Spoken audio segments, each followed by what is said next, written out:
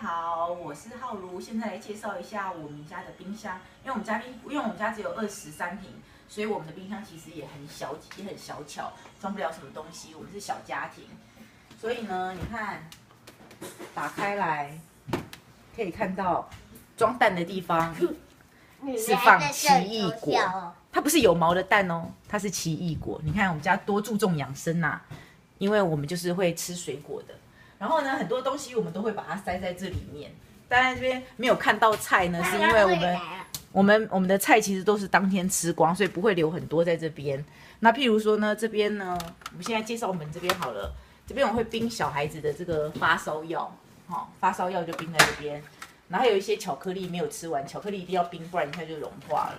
然后呢，在我们家有很多这种瓶瓶罐罐的酱料。因为呢，吃饭呐、吃稀饭呐、炒饭呐、炒面都非常好用。譬如说有没有面筋啊，一定要放在里面。这个呢是配牛排的这种蘸酱，还有呢这个剥皮辣椒。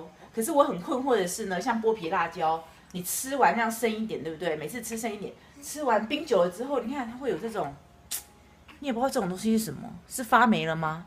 还是它酱料留下来的东西，还是什么的，我也不知道能不能继续吃，不晓得。然后还有很多种瓶瓶罐罐，没有喝完的东西也冰在里面。当然，还有我的保养品芦荟，芦荟是用冰镇用的，所以它一定要冰。夏天呢，晒伤啊、敷脸啊、保湿啊都很好，所以也要冰在里面。然后呢，还有一大堆的酒，因为我老公有酗酒的习惯，没有就是平常会小酌。那红酒柜太小了，装不下，有就会摆在冰箱里面。然后呢，你看，就如我所说的，这个是天然的手工辣椒哈。然后你看哦，这个我们也是吃到这样剩一半，但你看它里面就会出现一个这种，你知道有这种白白的东西，那到底是发霉了呢，还是可以吃？